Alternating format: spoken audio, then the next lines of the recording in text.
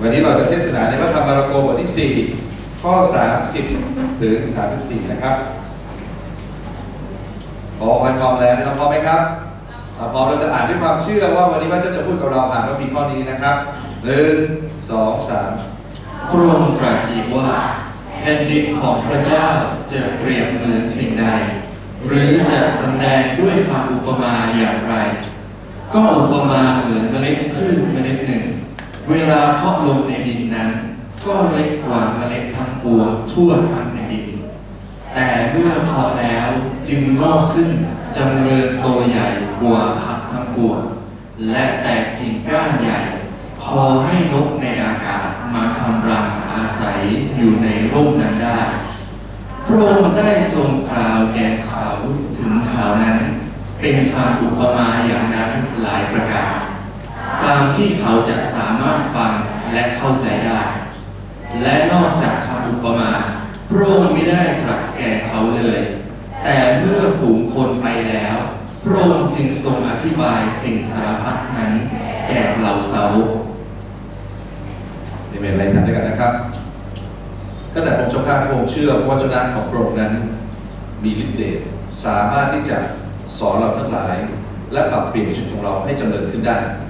เพราะเจ้าหน้าของพระองค์ทุกข้อทุกตอนได้รับการดลใจจากพระเจ้าเป็นประโยชน์ในการสั่งสอนการตักเตือนว่าการปรับปรุงแก้ไขคนให้ดีเป็นการอบรมในทางธรรมทุกคนของพระเจ้าที่นี่จะพร้อมที่จะทำการดีท่ามกลางสุดท้าย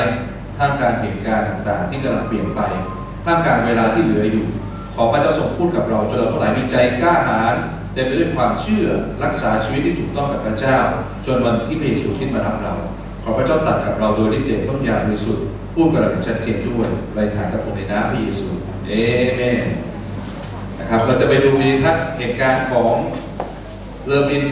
ไม่ใช่เรือบินเครื่องบินนะครับเครื่องบินเป็นเครื่องบินโบอิ้งนะครับที่จุคน100 กว่าคนเราไปชมด้วยกันนะครับว่าเกิดความผิดพลาดอย่างไรคนทั้งลำตายเนี่ยไม่เหลือแม้แต่คนเดียว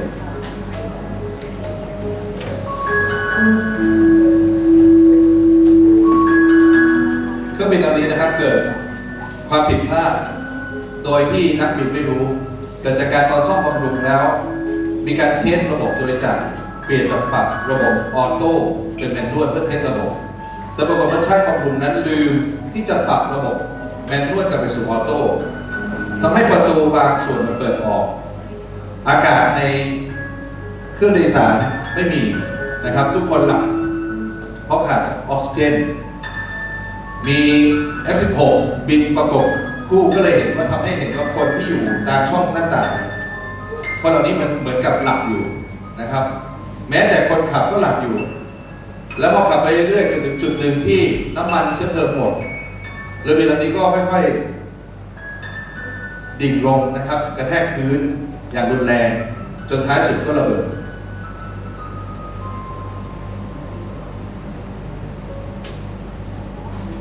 นี่คือโศกนาฏกรรมที่เกิดขึ้นนะครับซึ่งภาพเหล่านี้อยู่ในอินเทอร์เน็ตนะครับ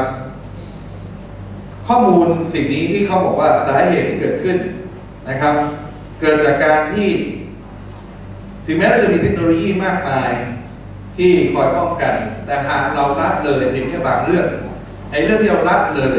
เล็กๆน้อยๆนั้นอาจจะเป็นเหตุหายนะที่ยิ่งใหญ่ชีวิตของเราก็เหมือนกันในการเดินกับพระเจ้าเปรียบเทียบเรา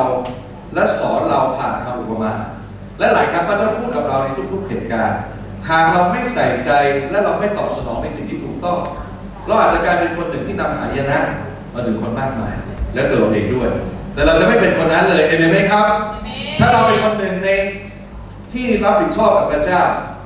ช่างบำรุงรับผิดชอบจากสายการบินให้ไปดูแลซ่อมบำรุงอย่างดีแต่เขาละเลยหรือไม่รับผิดชอบอย่างเต็มที่จึงเป็นเหตุทำให้เรือบินนั้นตกชีวิตของเราพระเจ้าทรงใช้เราให้เราเป็นผู้รับใช้พระเจ้าหากเรามีบางเรื่องที่เราละเลยไม่ระมัดระวังพี่น้องครับเราจะทำให้คนตกนรกนิรันดรแต่เราไม่อยากจะเป็นแบบนั้นพี่น้องเห็นด้วยเอเมนไหมเราจะกลายเป็นคนที่ดีรอบคอบที่สุดเอเมนไหมครับในเหตุการณ์ในพระธรรมในตอนนี้พระธรรมมาระโกบทที่4ข้อ30ถึง34เป็นเหตุการณ์ที่ก่อนหน้านั้นพระเยซูได้พูดเปรียบคำอุปมา แล้วก็มีคนมากมายรุมล้อมพระเยซูบางคนพอฟังเสร็จแล้วบอกเฮ้ยอะไรไม่เข้าใจงงไงมาพูดอะไรดินสี่ประเภทมาพูดอะไรการหว่านพืชมันเกี่ยวอะไรไม่เห็นมีเหตุผลไม่เห็นมีค่าเลยเดินออกพระเจ้าจึงบอกเลยว่าใครมีหูจงฟังเถิดในเวลานั้นทุกคนมีหูแน่นอนแต่คนไหนที่ไม่ตั้งใจจริงไม่ระมัดระวังจริง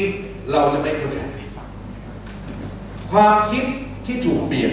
จะทำให้ตัวตนของเราเปลี่ยนในท้ายที่สุดเมื่อความคิดเราถูกต้องความเป็นตัวตนเราจะเปลี่ยน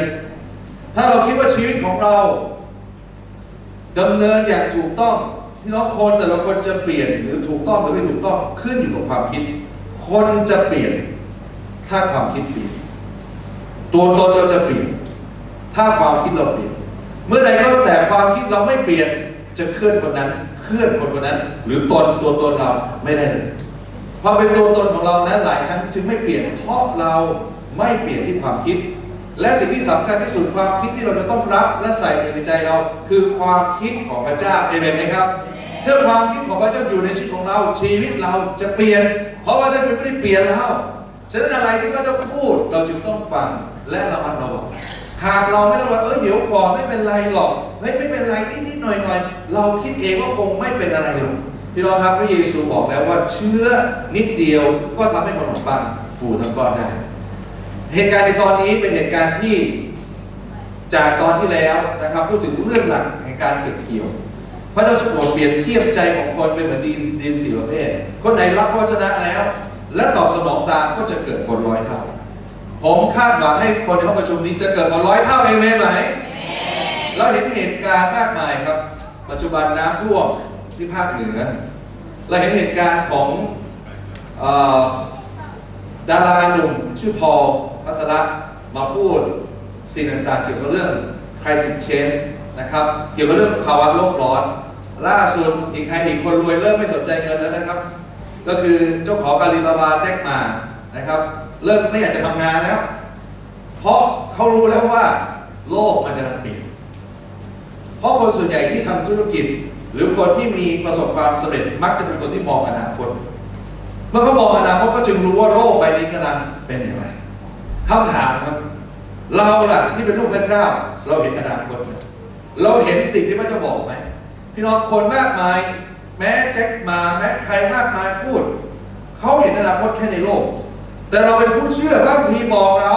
สอนเราผ่านทางพระวจนะเราจึงต้องใส่ใจเพื่อเราจะได้ไม่เป็นคนที่ผิดพลาดเลยเอเมนไหมครับเราจึงไม่ควรไปตระหนกหรือกลัวเหมือนอย่างคนอื่นเพราะเรารู้แล้วว่าพระเจ้ามีจริงแต่สิ่งที่สำคัญกว่าถ้าพระเจ้ามีจริงเราควรจะตอบสนองอย่างไรคนไหนที่รับความคิดของพระเจ้าว่าพระเจ้าจะมาเหมือนอย่างขโมยพรุ่งนี้พระเจ้าจะมาชีวิตตัวตนของเขาจะเปลี่ยนแน่นอนเพราะเขาจะไม่อยู่ที่เดิมเขาจะทำอย่างดีที่สุดใครเห็นด้วยบอกแล้วถ้าเราคิดว่าไม่เป็นไรหรอกช่างมันเดี๋ยวไว้ก่อนถ้าเราคิดแบบนี้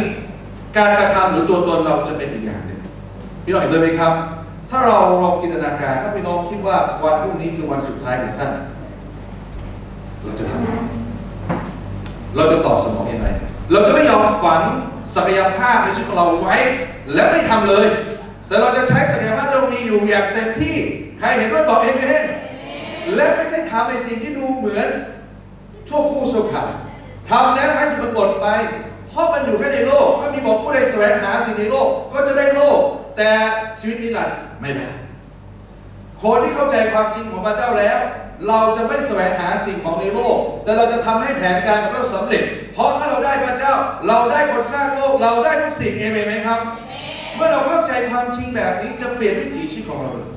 คนที่มีพระเจ้าอยู่ในชีวิตอย่างแท้จริงชีวิตของเขาจะไม่เหมือนคนอื่นชีวิตของเขาจะมีพลังจากภายในในการขับเคลื่อนจะมีผลต่อคนมากมายชีวิตของเขาจะมีเป้าหมายจะมีจุดยืนเขาจะมีเส้นทางที่ไปสู่สันติสุขแท้แม้ท่ามกลางในโลกใบนี้เขายังเผชิญปัญหา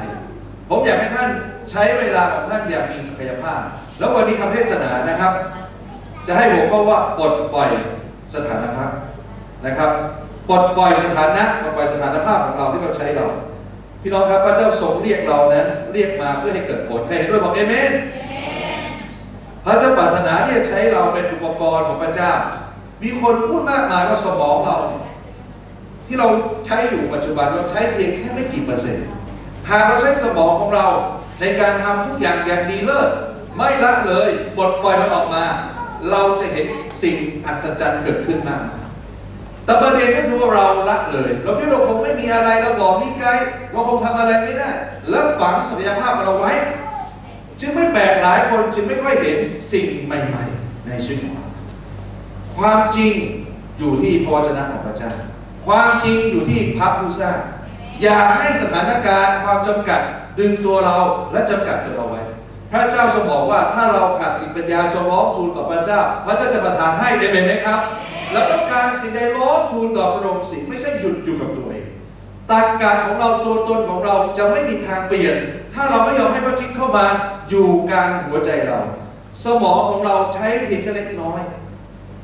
ใช้น้อยมากถ้าเราใช้อย่างเต็มที่เราจะเห็นศักยภาพที่เกิดขึ้นพี่น้องครับ2 โครินธ์บทที่4ข้อที่7บอกว่าแต่เรามีของมีค่านี้อยู่ในภาชนะดินเพื่อให้เห็นว่าฤทธิเดชอันเลิศนั้นเป็นของพระเจ้าไม่ใช่ตัวเราทำเองพระเจ้าปรารถนาจะทำกิจในชีวิตของท่านแต่อยู่ที่ท่านยอมไหมเชื่อไหมว่าพระเจ้าที่อยู่ในเรานั้นทำได้ทุกสิ่งเอเมนไหมประสบการณ์ของพี่กุ๋ยวันนี้ชัดเจนมากเลยประทับใจพระเจ้าแม้เราอาจจะทำตัวไม่เหมาะสมกฎกติกาของที่ทำงานนะบอกเลยถ้าเกิดขาดงานแบบนี้มีสิทธิ์ไล่ออกไม่มีสิทธิ์ไปต่อรองเพราะขาดงานและขาดจริงๆพี่น้องครับแต่พระเจ้าทรงอยู่คนของเราพระเจ้าทรงควบคุมทุกสิ่งเราเห็นพระคุณพระเจ้ามากมายแม้แต่ลูกแก้วเองก็แล้วแต่พี่น้องมากมายของประชุมนี้พี่อาก็เหมือนกันคุณพ่อคุณแม่เจอภาระปัญหาอยู่ดีๆพระเจ้าหาที่ขายให้โดยอัศจรรย์พี่น้องครับพระเจ้าของเรายิ่งใหญ่ถ้าวันนี้ความเชื่อหรือความคิดที่เป็นเรื่องหลังของความเชื่อที่เป็นทำตัวบันไดทำให้เรามีความเชื่อมากขึ้นเพี้ยนเราจะไม่สามารถปลดปล่อยสิ่งใดได้เลยฉะนั้นวันนี้จงเชื่อเถิดว่าท่านเป็นคนที่รับใช้และพระเจ้าจะทรงโปรดนำเหตุการณ์ฟื้นฟูดาเนียลบทที่4 ข้อ 12ใบก็งดงามผลก็อุดมจากต้นไม้มีอาหารให้แก่ชีวิตทั้งปวงสัตว์ป่าในทุ่งนาอาศัยอยู่ใต้ร่มของมันและนกอาศัยอยู่ในกิ่งก้านของมันและชีวิตทั้งหลายก็เลี้ยงตนอยู่ด้วยกันพี่น้องครับพระเจ้าสัญญาความอุดมจะเกิดขึ้นการอวยพรจะเกิดขึ้นเพราะคนของพระเจ้าเองไหมครับเพราะท่านนั่นแหละเพราะตัวท่านนั่นแหละที่ตอบสนองเพราะเรานั่นแหละที่เดินในความชอบธรรมของพระองค์เราจะนำการฟื้นฟูมาถึงชุมชนที่เราอยู่ครอบครัวที่เราอยู่ฉะนั้นไม่ต้องไปชี้ที่ใครเลยชี้ที่ตัวเราการเกิดผลเริ่มต้นที่ตัวเราตอบสนองพี่น้องบอกกันตัวท่านเรามาดูด้วยกันนะครับว่าเราอยากจะเห็นการเกิดผลอยากเห็นการปลดปล่อยศักยภาพของเราทำได้อย่างไร 1. ค้นหาศักยภาพเราต้องค้นหาศักยภาพในชีวิตของเรากอไก่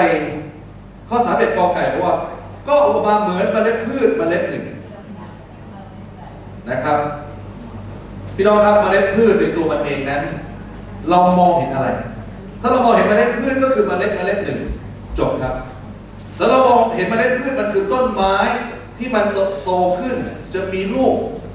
หลายพันลูกและเป็นร่มเงาให้คนมากมายถ้าพี่น้องเห็นแบบนั้นพี่น้องจะลงทุนลงแรงในการค้นหาลงทุนในการกวาดลงทุนในการทำอะไรสักอย่างเพื่อให้มันงอกเลยนะสายตาของเราเห็นอะไรสายตาเราเห็นอะไรสายตาเรามองอะไรสายตาเราคิดอะไรอยู่มันจะเป็นตัวกำหนดความคิดภายในของท่านถ้าเราเชื่อว่าพระเจ้าเรียกท่านมาให้เกิดผลอันดีในทุกสิ่งถ้าท่านเชื่อท่านจะเห็นความเห็นของพระเจ้าเราไม่ใช่เป็นคนบอกมีไกด์การที่พระเจ้าเรียกท่านออกมาจากความบาปพระเจ้าเรียกท่านก่อนคนมากมายแสดงว่าต้องมีแผนการบางอย่างอย่างเจาะจงแน่นอนครับพระเจ้าไม่ได้เรียกเรามาแบบสุ่ม4สุ่ม5ไม่มีแผนพระเจ้ามีแผนเจาะจงในชีวิตเราแต่ละคนเราทุกคนจึงมีคุณค่าและไม่ต้องไปเปรียบเทียบกับใครเราทุกคนมีคุณค่าและเมื่อเราอยู่รวมตัวกันในคริสตจักรพระเจ้าบอกแล้วเราทุกคนเป็นส่วนหนึ่งของอวัยวะของพระกายของพระคริสต์โดยมีพระคริสต์เป็นศีรษะเราจะเป็นลำไส้เราจะเป็นตับเป็นไตเป็นม้ามแต่ทุกตำแหน่งสำคัญทั้งสิ้น เราต้องหนักว่าเรานั้นสำคัญและเรานั้นมีผลต่อคนอื่นเรามีส่วนในการเป็นพรและให้งานของพระเจ้าเคลื่อนหากเราไม่ทำงานของพระเจ้าจะไม่เคลื่อนนี่คือความหมายที่แปลตรงไปตรงมาแต่เราไม่ได้หมายความว่าเราดีฉันดีฉันต้องมีฉันเท่านั้นไม่ใช่ไม่ได้เกิดการเป็นความหยิ่งเกิดการเป็นความโอ้ฉันเท่านั้น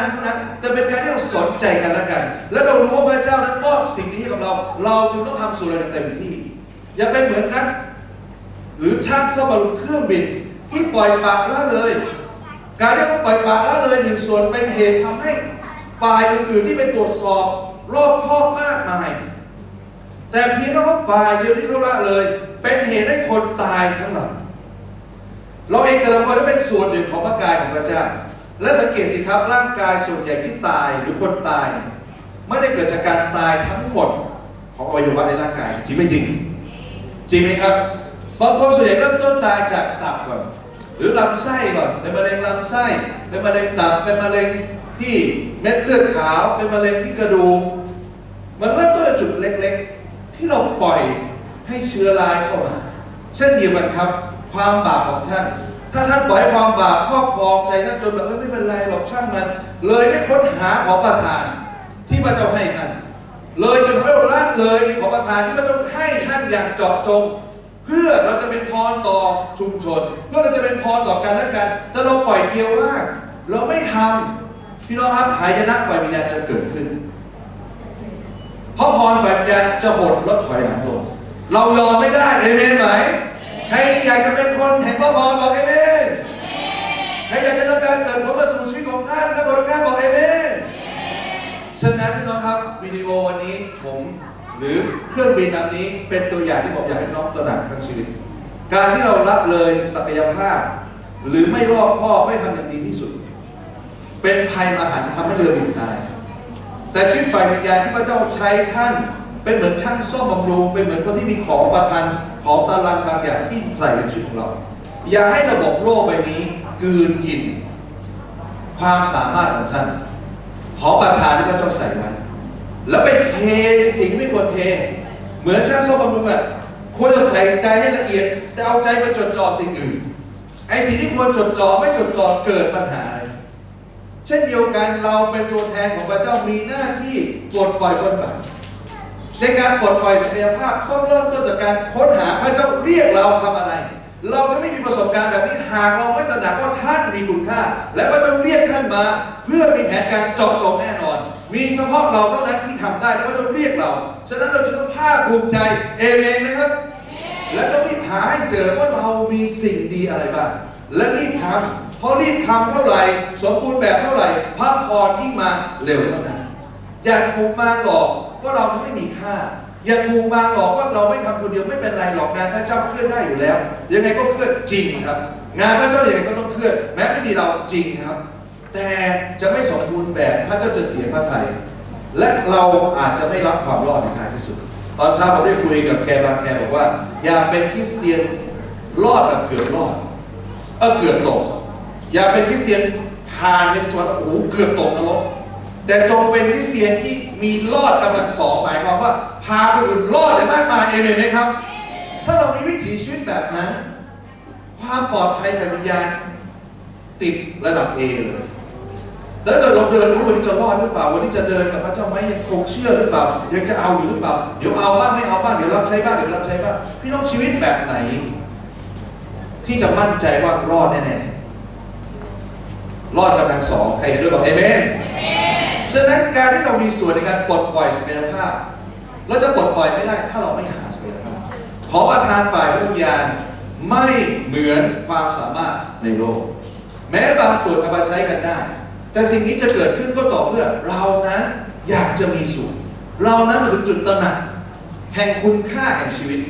พี่น้องครับพระพีบอกอย่าหาอะไรกินอะไรดื่มโกนกวายในเรื่องรุ่งหงเพราะชีวิตสำคัญกว่าสิ่งอื่นนี่ใช่หรือสัปดาห์ที่แล้วผมเอาซึนามิไปพี่น้องดูรถสารพัดไม่ว่าจะเป็นพอร์ชรถ10 ล้อ10 กว่าล้านรถดังๆลอยตุ๊บปองไปหมดเลยแจ็คหม่าเลิกไม่สนใจอาลีบาบาพอพัทรพลเป็น เป็นพระเอกเป็นนักแสดงมีรายได้ขายอาหารเสริมตอนนี้มารณรงค์เกี่ยวกับเรื่อง climate change เกี่ยวกับเรื่องโลกร้อนต้องช่วยกันทำเพราะเขารู้เลยว่าต่อยเขามีเงินเยอะแต่โลกมันเปลี่ยนเขาก็ตายอยู่ดีจะอ่านแล้วไม่เอานะครับเขารู้แล้วว่าตอนนี้ทั่วโลกน้ำเป็นละลายมากขึ้นเกิดปัญหาเกิดขึ้นแล้วเขาจึงต้องรีบรณรงค์ในการช่วยกันผลักดันเพราะรู้ว่าจะเกิดคำถามที่ควรจะถามพี่น้องวันนี้ว่าแล้วท่านล่ะท่านเห็นอะไรบ้างแล้วท่านจะทำอะไรเราเป็นลูกของพระเจ้าอย่าให้ปัญหาตามธรรมดาโลกดึงศักยภาพของเราไว้แล้วฝังอยู่ในดินไม่ค้นหาไม่เอามาใช้พี่น้องถ้าเป็นแบบนั้นตัวเราเองมีความเสี่ยงมากแล้วคนมากมายจะไม่รับความรอดเพราะเรานั้นละเลยมีคนจะตกนรกเพราะเราพี่น้องเราจะเสียใจไหมคนที่เรารักวันนี้ยังไม่มาเชื่อพระเจ้าพี่เราจะเสียใจไหมอย่าได้ไปประกาศตอนที่เขาหมดลมหายใจไปแล้วไม่มีประโยชน์นะครับข่าวประเสริฐหมดฤทธิ์เดชเลยครับสำหรับคนที่ตายไปแล้วจะไปประกาศตอนไหนครับประกาศตอนที่คนตายไปแล้วเหรอไม่มีประโยชน์นะครับเราก็จะประกาศตอนนี้และเวลานี้และตลอดไปจนกว่าเราจะหมดลมหายใจเองไหมฉันขอประทานที่มีไว้พระเจ้าใส่ให้กับเราเพื่อจะทำให้งานของพระเจ้าเกิดผลแบบทวีคูณสิ่งที่ท่านต้องทำก็คือหาให้เจอว่าขอประทานในชีวิตเราคืออะไรถ้าพี่น้องหาเจอพี่น้องจะเห็นพระพรเนี่ยคำที่เป็นเลขามาถึงชีวิตของผมก็คือว่าพี่น้องใช่ไหมครับขอประทานนั้นไม่เพียงแต่เป็นของประทานฝ่ายวิญญาณที่ต้องให้แต่จะส่งผลไปถึงฝ่ายมิติกายภาพด้วยอะไรที่เราทำจะเห็นการเจริญขึ้นพี่น้องผมอยากชวนพี่น้องคิดอย่างนี้ครับถ้าวันนี้เราออกไปเจอคนไปรับใช้พระเจ้าไปที่ทำงานของเราตระหนักว่านั่นคือการรับใช้พระเจ้าเราได้เจอคนแล้วเราได้ตามด้วยเราได้เจอเจ้านายเราเจ้านายด่าเราไม่เป็นไรเราแสดงชีวิตประกาศขนาดพระเจ้าผ่านเจ้านายแล้วเรากำลังทำงานแล้วเราได้ตามด้วยพี่น้องถ้าพี่น้องคิดแบบนี้การงานของท่านจะไม่เหมือนเดิมพี่น้องเห็นด้วยไหมครับเราไปจอยธุรกิจกับใครเราไม่ได้จอยเพื่อหวังเงินแต่เราจอยเพื่อเราจะได้คุยกับเขาเพื่อจะแบ่งปันชีวิตของเราให้เขาเห็นพระเจ้าผ่านชีวิตของเราแล้วเราก็ได้เงินด้วยเราได้ความสำเร็จด้วยถ้าพี่น้องคิดแบบนี้พี่น้องมั่นใจว่าพระเจ้าจะอวยพรท่านไหมพี่น้องคิดว่าพระเจ้าจะอวยพรท่านไหมเอเมนไหมครับเมื่อเราเป็นนักเรียนเราไปเรียนไม่เป็นแค่เรียนแต่เราไปเรียนเพื่อจะได้เจอเพื่อนเราได้เจอคุณครูเจออาจารย์แล้วเราประกาศชีวิตของเราผ่านการเรียนของเราเราไม่ยอมปลดปล่อยศักยภาพในตัวเราคือเราเป็นลูกของพระเจ้าเราผ่านเรียนตามไปพี่น้องเสียงต่างนั้นจะเป็นหมันแล้วท้ายสุดตัวเองก็จะพลาดด้วยถ้าการปลดปล่อยศักยภาพนั้นสำคัญมากถ้าเรามองเมล็ดคือเมล็ดหนึ่งบอกมีไกลมันก็ได้แค่นั้นแต่ถ้าเรามองเมล็ดพืชแม้เล็กนิดเดียวแต่มันคือต้นไม้ใหญ่ในอนาคตท่านจะเห็นต้นไม้ใหญ่ครับสมัยนั้นพี่น้องครับต้นไม้นั้น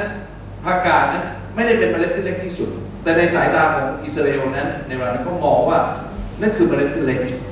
ในความคิดของเขาแต่จริงๆในหลักการก็คือเราบอกว่าแม้เราเป็นตัวเล็กนิดเดียวแต่เราจะเห็นความยิ่งใหญ่ของพระเจ้าผ่านสิ่งที่เราเชื่อพี่น้องนี่คือประการที่หนึ่งเราต้องค้นหาศักยภาพให้เร็วที่สุดคนไหนค้นพบตัวเองได้เร็วเท่าไหร่ในธุรกิจในโลกนี้เขาบอกว่าความสำเร็จใกล้เข้ามาแล้วพี่น้องครับอย่าคาดหวังในความสำเร็จในโลกผมเอาตัวอย่างของแจ็คหม่ามาแล้วพี่น้องฟังว่าเขาคนที่เราต้องความสำเร็จ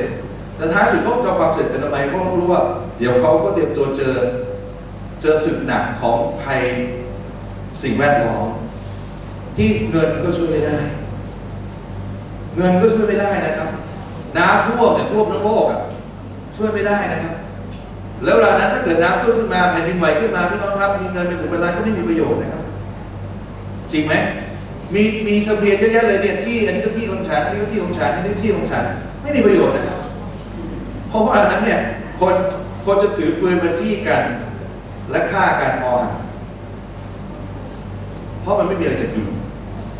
ถ้ามีเตือนแล้วว่าที่สุดท้ายจะเกิดขึ้นฉะนั้นวันนี้เราต้องรีบใช้ศักยภาพของเราอย่างดีที่สุดเอเมนไหมครับมาดูประการที่สองครับไม่เพียงแต่การค้นหาศักยภาพที่พระเจ้าใส่ไว้ประการที่สองคือพัฒนาศักยภาพค้นหาไม่พอคนหลายคนไม่ค้นก็เพราะคิดว่าเราไม่มีอะไรดีแต่ผมอยากบอกพี่น้องว่าท่านมีอะไรดีแน่นอนท่านมาเชื่อ ชื่อพระเจ้าวันนี้มีอะไรดีแน่นอนคุณครูนุชมาเชื่อพระเจ้าพระเจ้ามีอะไรดีแน่นอนที่จะใช้ครูนุชแน่นอนพระเจ้ามีอะไรดีที่จะใช้พี่เลี้ยงแน่นอนใช้อ้ำแน่นอนใช้ทุกคนในห้องประชุมนี้แน่นอนแต่เราก็ยอมรับก่อนว่าเชื่อจริงๆก่อนว่าพระเจ้าไม่ได้สีสัวพระเจ้าเรียกเรามาก่อนคนเป็นพันก่อนคนเป็นหมื่นก่อนคนเป็นล้านมันต้องมีเหตุผลสิที่เรียกเรามาก่อนถ้าเราไม่เชื่อตอนนี้เราอาจจะไม่รอดเลยก็ได้หรือเราเชื่อตอนนี้จะมีผลต่อคนมากมายพระเจ้าใช้ท่านเราต้องเชื่อแบบนี้เราจึงจะค้นหานี่คือประการที่เมื่อค้นหาเสร็จพี่น้องครับท่านจะตื่นเต้นท่านจะตื่นเต้นว่าพระเจ้าใช้เราได้เพียงนี้จริงท่านจะตื่นเต้นว่าคนบาปอย่างเราโดยพระเจ้าเห็นดูเราขนาดนี้พี่น้องครับผมได้ขอบคุณพระเจ้าที่ผมได้เป็นผู้รับใช้ขอบคุณพระเจ้าที่ผมได้เทศนาเพราะการที่ผมเทศนาเนี่ยทำให้ผมเข้าใจพระเจ้ามากขึ้นทำให้ผมเห็นฤทธิ์เดชของพระวิญญาณบริสุทธิ์ถ้าพี่น้องไม่ได้มีความคิดหรือปรารถนาที่จะเป็นคนหนึ่งที่รับใช้พระเจ้าท่านก็จะมีประสบการณ์แบบนี้ถ้าท่านรับใช้ตามที่ท่านอยากรับใช้ท่านจะไม่เห็นประสบการณ์ที่ยิ่งใหญ่ของพระเจ้าจงรับใช้ตามที่พระเจ้าเรียกท่านและเชื่อจริงๆเดินตามพระคัมภีร์ทุกข้อทุกตอนเอเมนไหมครับค้นหาให้เจอและค้นให้เร็วที่สุดอย่าไปค้นตอนที่หมดลมหายใจโอ้รู้แล้วแต่ตายจะรับเพื่อสุดท้ายผมเพิ่งรู้พี่น้องหมดประโยชน์หรือเราไม่ตายคนอื่นตายก่อนก็หมดประโยชน์เหมือนกันฉะนั้นวันนี้เมื่อมีลมหายใจทำดีที่สุดเอเมนไหมครับนี่คือการค้นหาประการที่2ขยายและพัฒนาศักยภาพเมื่อพบแล้วต้องพัฒนาขึ้นมาระโกบทที่4ข้อ31บอกว่าเวลาเพาะลงในดินนั้นเพาะลงหมายถึงดูเหมือนมันเล็กกว่าเมล็ดธัญพืชคำว่าเล็กพี่น้องครับแต่เมื่อมันโตขึ้นมันกลายเป็นต้นไม้ใหญ่ 2.1 สิ่งที่เราต้องตระหนักก็คือการพัฒนาศักยภาพมันไม่ใช่แบบปึ๊บปั๊บคิตาชิเปิดปุ๊บติดปั๊บบางคนชอบอะไรด่วนๆชอบอะไรเร็วๆพี่น้องครับงานของพระเจ้านั้นหลายครั้งไม่เป็นที่เราคิดผมพระเจ้าต้องตอบอยู่ตอนนี้สิดูถึงจะเชื่อพี่น้องครับงานของพระเจ้าหลายครั้งเริ่มต้นจากจุดเล็กๆจุดที่ดูเหมือนเป็นไปไม่ได้จุดที่ดูเหมือนมีความยากลำบากแต่ถ้าเราเชื่อเราจะเห็นความยิ่งใหญ่ของพระเจ้าเอเมนไหมครับผมอัศจรรย์ใจผมก็เชื่อว่าในอนาคตข้างหน้าแม่ของบอสจะมาเชื่อพระเจ้าอย่างในประชาแต่เราต้องไปต่อ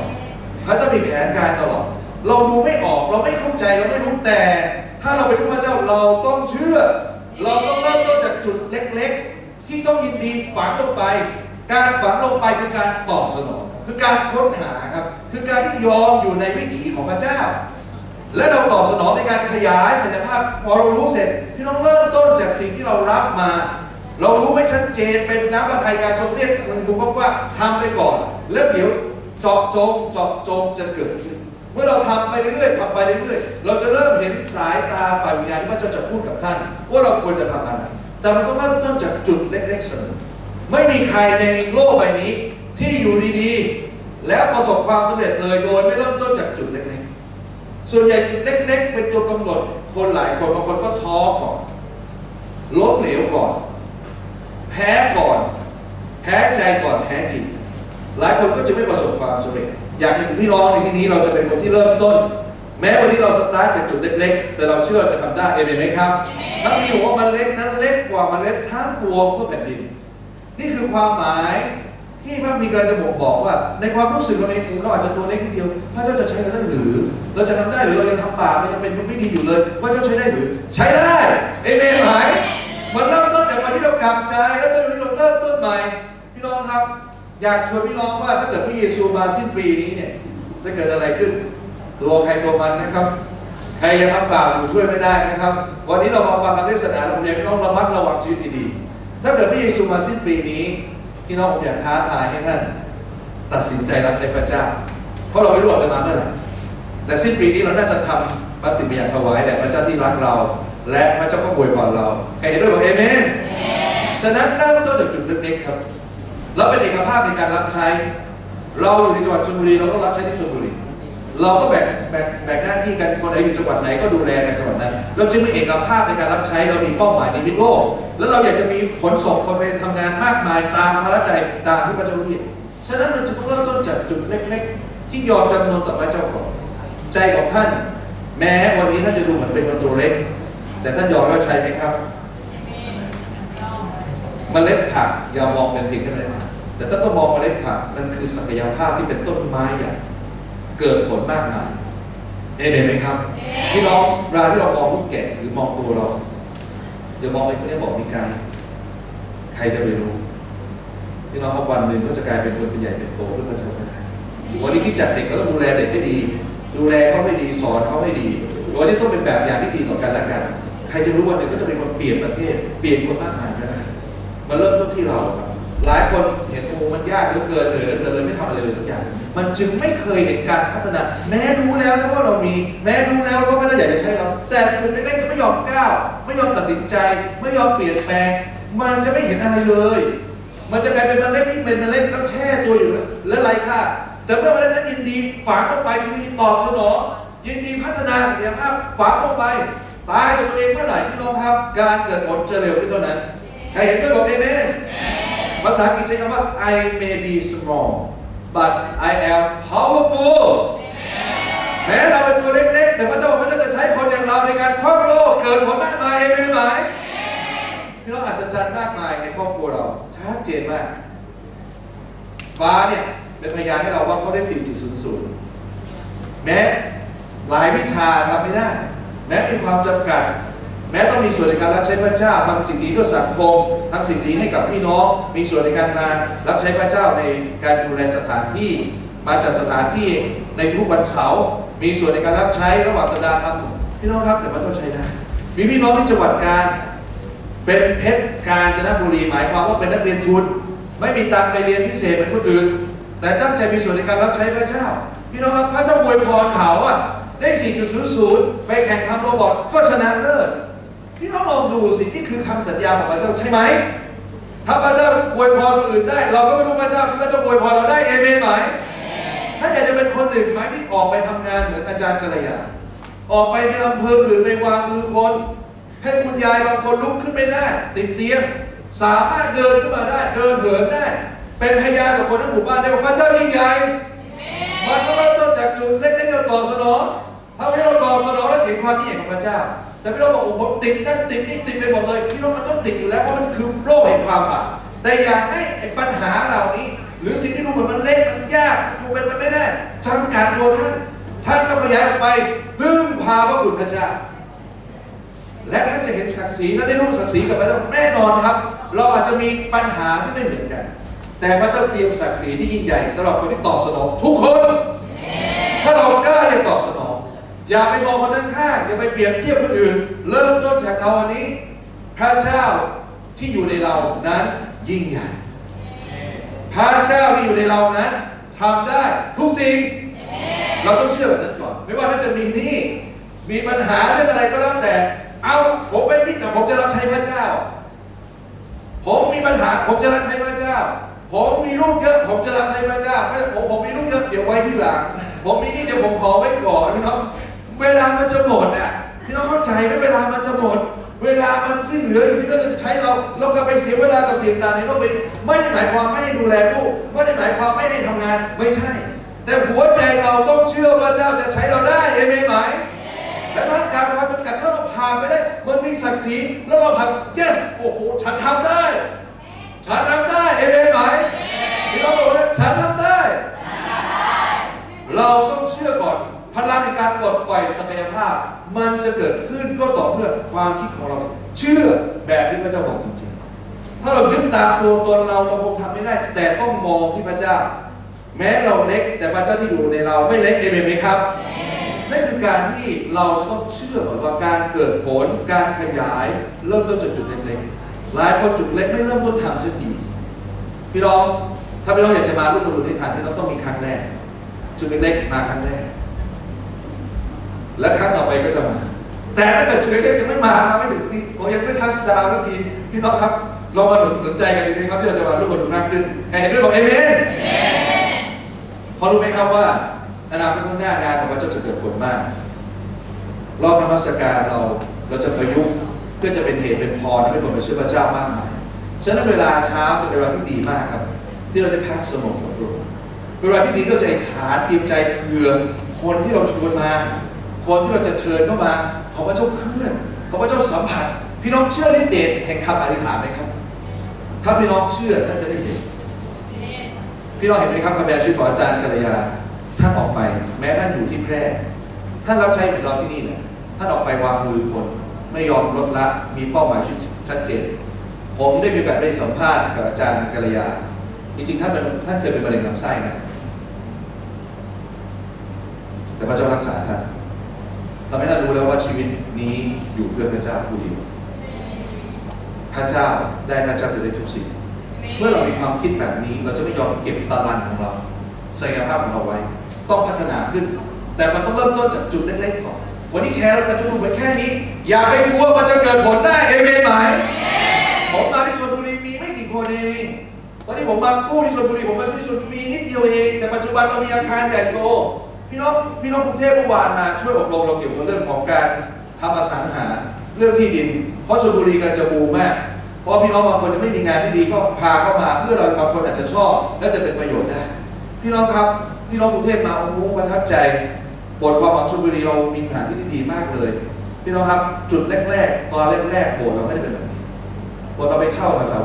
ปั๊มเชลพี่น้องครับเราจุดเล็กๆถ้าเป็นจุดเล็กๆแต่เมื่อเราสัตย์ซื่อถ้าเราไม่ท้อใจเสียก่อนเราจะเก็บเกี่ยวในเวลาอันควรแต่บางคนเลข 1ยังไม่เกิดเลยแล้วจะมีเลข 10ได้อย่างไรแค่เราอาจจะดูเหมือนเป็นแค่1คนวันนี้2คนวันนี้พี่น้องอย่ากลัวอย่าติดที่ความจำกัดก้าวออกไปขยายศักยภาพออกไปทำต่อไปวันนี้เรายังพูดไม่ดีลูกแก่เรายังไม่เชื่อฟังเรายังพูดไม่เก่งก็พัฒนาต่อไปเพราะถ้าเกิดเราเห็นว่าความคิดความรักของความคิดทำมันสำคัญเราต้องเราต้องพัฒนาเอเมนไหมพี่น้องครับพระพรอย่าให้จุกอยู่ที่เราถ้าพี่น้องฟังข่าวดีจังหวัดเราเป็นจังหวัดที่เราต้องรีบเยียวยาเร็วที่สุดเพราะข่าวสารพัดข่าวเปิดข่าวมาทุกวันนะครับชลบุรีเนี่ยมีเอี่ยวเสมอเลยล่าสุดก็อยู่ที่จังหวัดเราพี่น้องได้ยินข่าวไหมครับมีอสที่ทุบคนเจ็บต่อยคนเจ็บที่โรงพยาบาลเลยโรงพยาบาลมอบูรพาเกิดว่ามีคนแว้นมอเตอร์ไซค์แว้นเสร็จปุ๊บแหกโค้งหรืออะไรพวกเขาตั้งด่านไปชนเขาเรียกว่าพวกกู้ภัยเป็นอาสาที่เป็นรุ่นพี่ขาหักขาดแล้วสมองก็บวมไอ้คนขับก็น็อกกับพื้นมอเตอร์ไซค์ก็เดี้ยงพังปั๊มหัวใจฟื้นขึ้นมาไปส่งโรงพยาบาลได้ไอ้พวกอสด้วยกันรู้ข่าวลูกพี่ตัวเองอายุเยอะแล้วเป็นรุ่นพี่ปรากฏขาขาดสมองบวมโอ้โหแม่ปิดเลยครับสมมติว่าเตียงนอนอยู่ห้องฉุกเฉินปิดผ้าม่านปิดเอามือไปกันหนำซ้ำทุบตายเรียกไปรุ่นตายหมดแล้วแต่น่าจะเรียกเลยพี่น้องนี่คือสภาพโลกปัจจุบันที่เลวร้ายมากขึ้นเพื่อคนรู้ความจริงของพระเจ้าน่ากลัวพี่น้องที่รับใช้พระเจ้าเอเมนไหมครับเอเมนไหมครับเราต้องรีบทำให้คนรู้จักพระเจ้าเร็วที่สุดพี่น้องครับผมบอกอยากสนใจท่านว่าความจำกัดที่ท่านมีอยู่พี่น้องคิดว่าพระเจ้ารู้ไหมพี่น้องคิดว่าพระเจ้ารู้ไหมรู้แต่สิ่งที่สำคัญกว่าคือเราตอบสนองอย่างไรอย่าให้ความจำกัดมาครอบความยิ่งใหญ่ของพระเจ้าในชีวิตของท่านจงทำเต็มที่แม้วันนี้เราเวลาไม่เท่ากันเรามีลูก4 คน 5 คนเราทำได้แต่อธิษฐานได้ไหมล่ะอย่าได้พาตัวเองเคลื่อนไปข้างหน้าได้ไหมขยายศักยภาพได้ไหมทำเต็มที่ได้ไหมข้อที่2ถึงมาแม้จุดเล็กๆเราทำไปก่อนแต่ทำเต็มที่แม้ในเวลาเล็กๆที่เรามีอยู่ได้ไหมเมื่อเราค่อยๆทำในที่เราสัตย์ซื่อเรื่อยๆพระเจ้าบอกผู้ใดสัตย์ซื่อในการที่เล็กน้อยพระเจ้าจะใช้เขามากขึ้นการปลดปล่อยจะมามากขึ้นเอเมนไหมข้อที่2คือลงมือกระทำอย่างเต็มที่การขยายในการพัฒนาศักยภาพคือต้องลงมือเต็มที่ในเรื่องนั้นทำเรื่อยๆทำหลายๆอย่างทำนี้ทำเต็มที่จนรู้แล้วว่าเราทำได้ทำไม่ได้จนเรารู้ชัดเจนว่าเราไม่ชอบเราไม่ถนัดพอทำไปเรื่อยเราจะเจอสิ่งที่เราถนัดในทางที่สุดแต่คนที่ไม่ทำอะไรเลยล้มแต่ทำนี้ก็ไม่ดีไม่เอาละเลิกพอทำที่2ไม่เอาแล้วเลิกเราจะไม่เคยเห็นความยิ่งใหญ่ที่พระเจ้าเตรียมไว้ให้แต่ถ้าพี่น้องทำเต็มที่เสมอหลักข้อที่2คือการพัฒนาศักยภาพต้องทำเต็มที่จริงๆทำจนรู้จริงๆทำจนเข้าใจจริงๆ และไอ้สิ่งต่างๆเหล่านั้นแม้ท่านล้มเหลวมันจะกลายเป็นบันไดทำให้ท่านต่อยอดมามีคนมากมายที่เป็นนักธุรกิจส่วนใหญ่ประสบความล้มเหลวในตอนต้นแต่เขาเรียนรู้จากความล้มเหลวเช็คมาเป็นคนที่เขียนเลยอย่ากลัว don't worry about the mistakes คืออย่ากังวลกับความผิดพลาดมันคือต้นทุนที่ทำให้เราก้าวสูงกว่าเดิมเรียนรู้อย่าให้เขาเปลืองตัวเจ็บซ้ำและเปลืองตัวคืออะไรไม่เรียนรู้เกี่ยวกับมันแล้วพัฒนาต่อคนที่เรียนรู้แล้วทำเต็มที่เรื่อยๆจะรู้เรื่องนี้เราทำเต็มที่แล้วเรารู้แล้วเต็มที่แล้วอย่างเงี้ยใช้ไม่ได้เข้าใจแล้วแต่บางคนไม่ได้เต็มที่แล้วก็บอกใช้ไม่ได้ซะก่อนนั่นคือสิ่งที่ผิดพลาดเราต้องทำเต็มที่เราถึงจะเห็นศักยภาพที่เราใส่ไว้เรารู้ในแต่ละเรื่องจริงๆเราถนัดเรื่องอะไรจริงๆเอเมนอยู่ที่ไหนเมื่อเพาะลงแล้วนะครับพระบิดาใช้คำว่าเพาะลงแล้วไม่ใช่คำว่าแค่หว่านลงแล้วแต่เพาะคือการแตกออกมาจากเปลือกที่มันเป็นอยู่แตกออกมาเต็มที่ไม่ใช่แบบเมล็ดที่มันเปื่อยแค่ครึ่งเมล็ดมันจะไม่งอกเมล็ดต้องแตกเต็มที่ทั้งหมดจนไม่เหลือสภาพเดิมกลายเป็นสภาพใหม่เอเมนไหมครับชีวิตของท่านถ้าท่านรับสภาพใหม่ในพระคริสต์อย่างเต็มที่พี่น้องจงเชื่อเถิดพระเจ้าจะอยู่กับท่านผมอยากท้าทายทุกคนในห้องประชุมนี้พระเจ้าเรียกเรามาเพื่อทำการยิ่งใหญ่เพื่อทำการงานที่ประเสริฐเพื่อทำให้คนมากมายได้รับความรอดชีวิตสำคัญที่สุดผมอยากให้ท่านได้เชื่อแบบนั้นเอเมนไหมครับประการที่ 2.3 พัฒนาศักยภาพอย่างไรรอคอยครับไม่เพียงแต่ตระหนักว่าความสำเร็จหลายครั้งการที่จะปลดปล่อยศักยภาพจะปลดปล่อยเริ่มต้นจากจุดเล็กๆยังโอ้โหบางคนเห็นใหญ่ๆแล้วท้อใจทำไม่ได้หรอกเริ่มต้นจากเล็กๆนี่แหละทำเต็มที่เนี่ยแล้วก็ทำจากจุดเล็กๆแล้วทำอย่างเต็มที่กับมันจริงๆและไม่เป็นเท่านั้นรอคอยอดทนรอคอยพระบิดาว่าถ้าเราไม่เมื่อยล้าในการจะทำดีเราจะเก็บเกี่ยวในเวลาอันสมบูรณ์ในข้อมาระโกบทที่4ข้อ32แต่เมื่อเพาะแล้วจึงงอกขึ้นจำเริญโตใหญ่คำว่าจำเริญโตใหญ่นั่นคือมีคำเข้าไปสัมพันธ์กันก็คือคำว่าเงื่อนไขของเวลาคือมีการรอคอยมีระยะเวลาพี่น้องครับอย่าแซงหน้าพระเจ้าอย่าแซงหน้าพระเจ้าถ้าท่านแซงหน้าพระเจ้าพี่น้องครับเดี๋ยวศพจะไม่สวยเพราะว่าคนแหกโค้งความวิญญาณพี่น้องครับจงเป็นลูกของพระเจ้าที่ดำเนินตามทางของพระองค์จริงๆและพระเจ้าไม่เคยเป็นหนี้เราวันนี้ข้าพเจ้าชุด2ท่านนะครับไม่ว่าจะเป็นลูกแก้วหรือจะเป็นของน้องปุ๋ย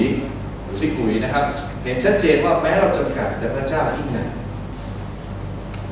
ปุ๋ยเนี่ยรู้จะทำยังไงแม่ก็ป่วยแล้วที่บ้านเนี่ยแม่เลี้ยงดูหลานอีกนะครับไม่ใช่แค่ลูกของปุ๋ยนะอีกหลายคนแม่ก็ป่วยทำยังไงดีลูกก็ต้องเลี้ยงแล้วลูกก็ค่อนข้างสนใช้ได้แม่ก็ไม่ไหวก็ไม่รู้จะทำยังไงก็ต้องกลับไปที่บ้านแต่พี่น้องครับพระเจ้ายิ่งใหญ่แม้ขาดงาน7 วันพี่น้องลองอธิษฐานกับพระองค์พระเจ้าเมตตาจนไปถึงที่ทำงานพี่น้องเงินเดือนเท่าเดิมกลับมาไม่เพียงเท่านั้นได้คอมมิชชั่นเพิ่มอีกโอ้พี่น้องพระเจ้ารักเราเห็นไหมครับ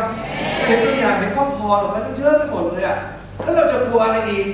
ฉะนั้นเราจะไม่ควรกลัวกับปัญหาผมประทับใจคุณพ่อสมบูรณ์มากเลยมีอยู่ช่วงหนึ่งที่รถพ่อถูกชน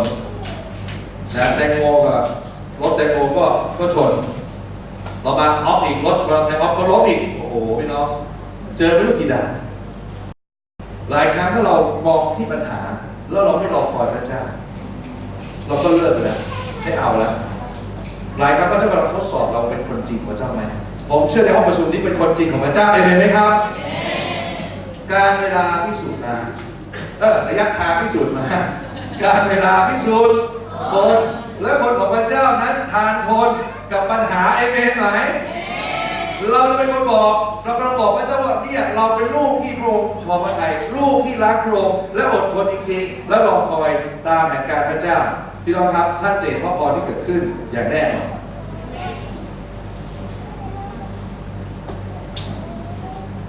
สิ่งที่สำคัญพี่น้องครับมีอาจารย์พีเอ็นเป่าแต่นะครับอยากเห็นซูเปอร์วิชั่นใน 2020 ก็คือเราจะมี100,000 คนมีมหานิเวศ ที่จุสามารถจุได้10,000ที่นั่งเปิดคริสตจักรทุกตำบลเปิดคริสตจักรทั่วโลกและเป็นพรต่อสังคมคือทำดีต่อคนในชาตินี้ด้วยในประเทศนี้ด้วยนี่คือน้ำพระทัยพระเจ้าจริงๆแล้วมันมีปัญหาก็มีคนครับไม่ใช่แสนคนแต่ทั่วโลกเราจะมีการตั้งเป้าหมายเพื่ออย่างน้อยมีตัวบอกบางอย่างว่าเราทำไปถึงไหนถ้าเราบอกทั่วโลกนี้มันพี่น้องก่อนจะไปทั่วโลกต้องเริ่มต้นจากจุดเล็กๆฉะนั้นมันเริ่มต้นจากในแคร์ของเราก่อนที่ต้องตั้งเป้าร่วมและมีความเป็นเอกภาพร่วมในการรับใช้ไม่ได้ต่างคนต่างทำแต่เราทุกคนตั้งใจในส่วนของเรามีเอกภาพในกลุ่มแคร์เราตั้งเป้าแคร์ทุกๆแคร์ตั้งเป้าเราทุกคนเอกภาพในการรับใช้นี่แหละคือความงดงามฝ่ายวิญญาณนี่แหละคือการที่เราบอกว่าเรารักพระเจ้าแล้วเรารักเราเป็นน้ำหนึ่งใจเดียวกันร่วมกันรับใช้เอเมนไหมครับเราจะมีส่วนในการรับผิดชอบในแต่ละแทนเราจะมีส่วนในการสามัคคีทำกันช่วยเหลือกันและกันหนุนจิตชูใจกันและกันพี่น้องผมอยากจะเห็นมหานิเวศเกิดขึ้นผมก็ฝันนะว่าถ้าเกิดพี่น้องบางคนเนี่ยไปเรียนเรื่องอสังหามาแล้วเราขายได้ตังค์มาพี่น้องมีตังค์มากขึ้นตังค์เยอะแต่อย่าลืมรับใช้พระเจ้าเองไหมครับอย่าให้เกินหลอกท่านผมพูดเรื่องแจ็คหมาพี่น้องฟังเพื่อพี่น้องรู้ว่าคนรวยระดับหลายพันล้านเนี่ยเขาก็เริ่มไม่สนใจธุรกิจแล้วเพราะโลกนี้มันกำลังถอยเข้าไปถึงจุดเรียกไครซิสคือจุดวิกฤตฉะนั้นผมอยากให้ท่านวันนี้นะครับเปลี่ยนความคิดในการทำงานอยากให้ท่านทำงานเหมือนเป็นการประกาศและได้ตังค์ไปทำงาน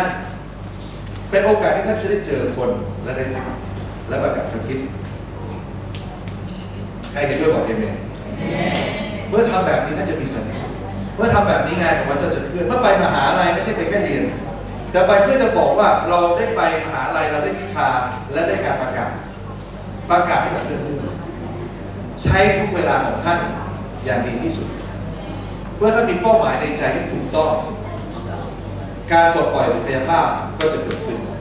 แต่การที่เราไม่มีเป้าหมายในฝ่ายวิญญาณเรามีแต่เป้าหมายในโลกที่เราครับพระบีบอกว่าท้ายสุดเราจะมีโอกาสพลาดจากแผนการด้วยทำไมผมต้องพูดถึงเป้าหมายเพราะหลายครับเป้าหมายมันคือสิ่งที่มาไม่ถึงแต่ต้องอดทนรอคอยถ้าไม่อดทนรอคอยเราก็จะไปเป้าหมายอื่นผมอยากให้ท่านมีเป้าหมายของพระเยซูอยู่ในใจท่านไม่ว่าท่านจะทำอาชีพอะไรถ้าท่านสวมใจของพระเยซูในชีวิตของท่าน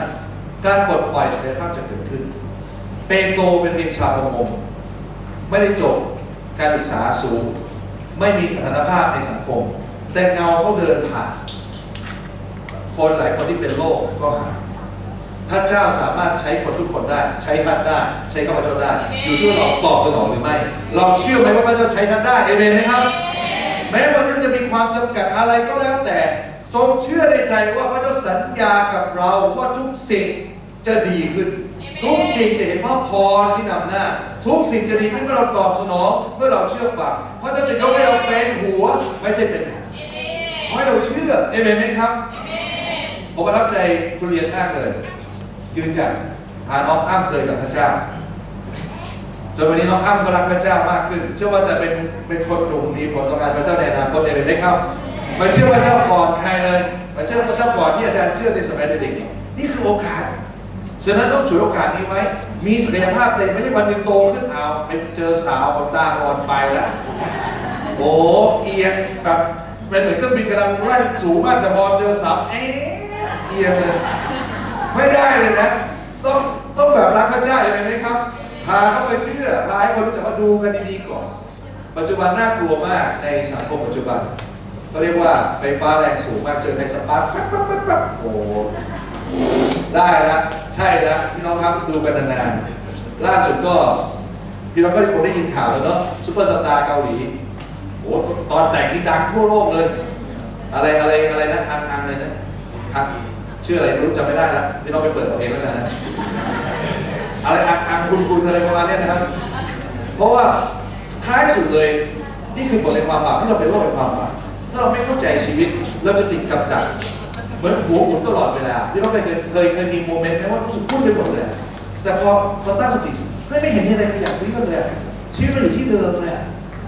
ที่เราจะให้มาหลอกท่านศักยภาพของท่านมีแต่อย่าให้มาหลอกท่านจนฝังศักยภาพที่พระเจ้าใส่ไว้และไม่มีผลต่อใครเลย เรากำลังถูกหลอกไปเนี่ยเรามีศักยภาพมีของประทานด้วยใส่ไว้แต่ต้องรีบใช้ของประทานความสามารถทุกอย่างยิ่งใช้ยิ่งเก่งยิ่งเจ๋งยิ่งพัฒนาคนไหนที่มีความสามารถยิ่งแช่ยิ่งเก็บยิ่งเลิกยิ่งปล่อยพี่น้องครับหายในท้ายที่สุดเลยยกตัวอย่างภาษาผมเนี่ยเคยพูดภาษาจีนได้แบบโอเคเลยนะอ่านหนังสือพิมพ์จีนได้แต่พอไม่ได้ใช้ไม่ได้พูดพี่น้องปัจจุบันนี้ไม่ต้องพูดถึงเลยนะครับพูดได้เพียงแค่น้อยมากเลยนี่คือตัวอย่างจริงๆถ้าเรามีศักยภาพเราไม่ใช้มันจะเสียของมันจะเสียของจะไม่ยอมอย่างนั้นเอเมนไหมพี่น้องครับมีนกคนหนึ่งมีนกอัลบาทรอสนะครับสามารถบินได้ไกลถึงวันละ 15,000 กิโลบินรอบโลกนะครับภายใน2 เดือนสามารถลอยตัวอยู่บนอากาศได้นานถึง6 วันนกนี้สุดยอดมากเลยนกที่มีอายุเช่นนี้นะครับสามารถอยู่ได้50 ปีและถ้าเกิด50 ปีของมันเท่ากับบินไปได้ไม่ต่ำกว่า6 ล้านกิโลเมตรพี่น้องครับถ้านก2 ตัวได้วีบอกว่าจะตกถึงพื้นบินไม่ได้ถ้าจะเป็นรักท่านประเสริฐกว่านกทุกเท่าเอเมนไหมครับ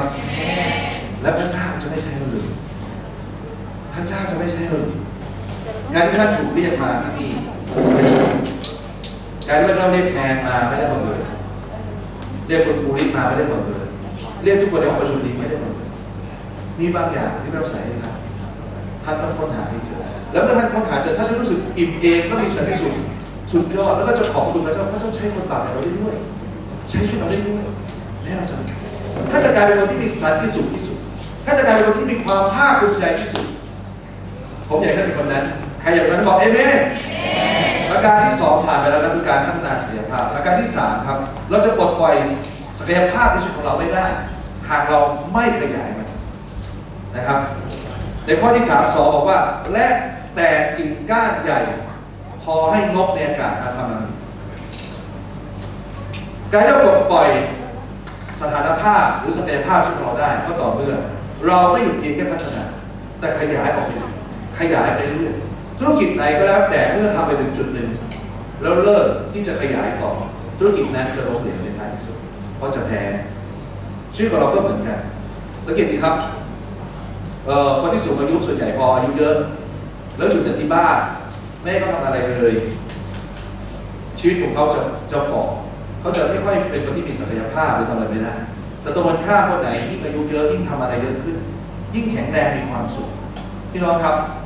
การขยายศักยภาพจะทำให้เกิดความสุขในชีวิตแต่อย่าขยายศักยภาพแบบโลกจนท้ายสุดเราจะไม่มีความเพียรพระที่บอกว่าสันติสุขแท้อยู่ในพระเยซูคริสต์จงดำเนินชีวิตโดยมีพระเยซูเป็นศูนย์กลางเป็นนักธุรกิจก็เป็นนักธุรกิจเพื่อพระเจ้าและพาคนรอดเอเมนไหมครับเป็นนักศึกษาก็เป็นนักศึกษาเพื่อจะพาคนในเป็นกลุ่มนักศึกษามารับความรอดเอเมนไหมครับเป็นคนทำงานเป็นคนอยู่ในครอบครัวพาเพื่อนๆมารับความรอดพี่น้องครับท่านจะเห็นสันติสุขแท้ถ้าจะเห็นพระพรแท้การขยายศักยภาพนั้นจำเป็นอย่างยิ่งโดยเฉพาะอย่างยิ่งเราเป็นผู้เชื่อฝ่ายวิญญาณพี่น้องครับถ้าเกิดวันนี้มีคนอีก10,000 คนมาเชื่อรับรองมีปัญหา10,000 อย่างนะ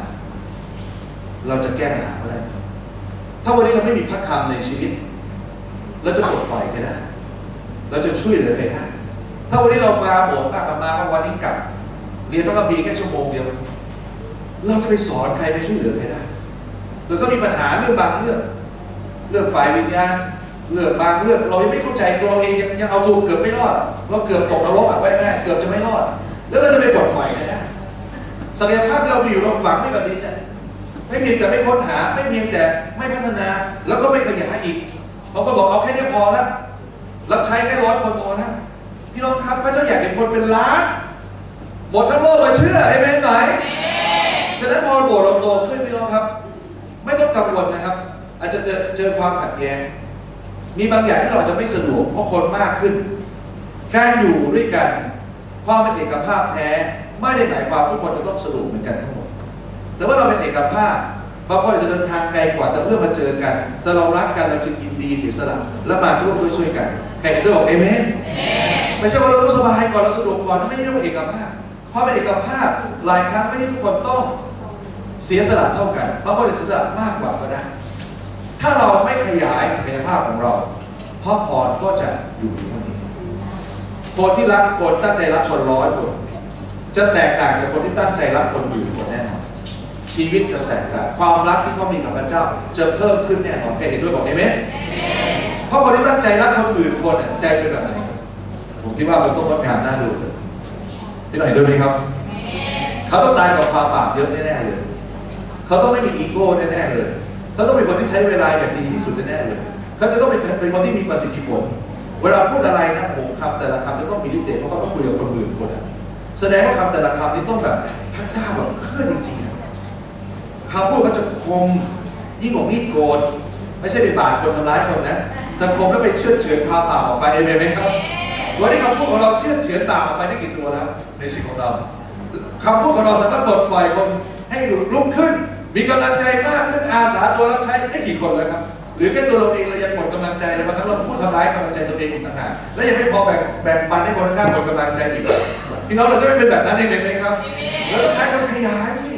ชีวิตของเรามีผลต่อการขยายสิแล้วเมื่อเราเป็นแบบนี้หมดทุกคนเป็นแบบนี้หมดขยายหมดขยายหมดขยายหมดทุกคนเป็นจุดเล็กๆแห่งการเกิดผลใช้ตลาดที่มีอยู่เกิดผลพี่น้องการฟื้นฟูอยากจะเกิดขึ้นพี่น้องจะเห็นสิ่งที่คนจะเข้ามาจะรักพระเจ้ามากขึ้นเมื่อเราเป็นเอกภาพอย่าดูถูกตัวท่านอย่าดูถูกชีวิตของท่านอย่าต่อว่าพระเจ้าโดยไม่รู้ตัวเมื่อเราบ่นต่อว่าสถานการณ์เราบ่นนั่นบ่นนี่ทำไมเป็นอย่างนี้ทำไมต้องเป็นเราพี่น้องเรากำลังบ่นต่อว่าใครรู้ไหมพระเจ้าแสดงว่าเราไม่เชื่อว่าพระเจ้าจะใช้เราได้ในเช้าวันนี้ผมอยากท้าทายท่านนี่คือคำของพระองค์เมล็ดนั้นดูเหมือนเมล็ดเล็กนิดเดียวเล็กกว่าเมล็ดทับพวงแต่เมื่อมันเพาะลงฝังตัวลงมันจะค่อยๆแตกกิ่งก้านสาขาและท้ายสุดเกิดผลและท้ายสุดเป็นร่มเงา